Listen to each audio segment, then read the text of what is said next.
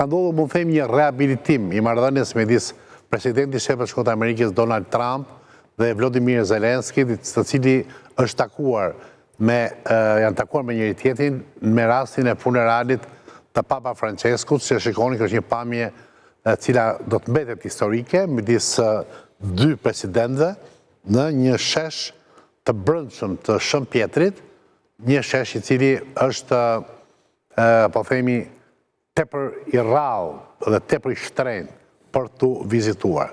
Do ishte më mirë të shikoja këtë pamje, po mbaj stop kamera nëse ke mundësi. Dhe kjo sepse ndodhen dy reagime njëri mbas tjetrit. Reagimi i parë, Trump pati një shenjë të dukshme nervozizmi ndaj Putinit, dhe e dyta përkraja ndaj Zelenskit duket sikur është tani më diçka reale.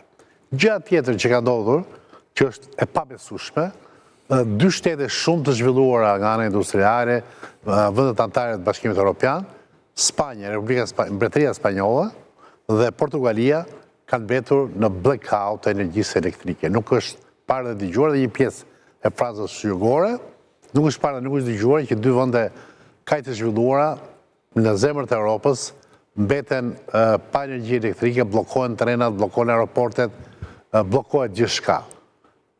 Shpjegimi që jepet një aksident.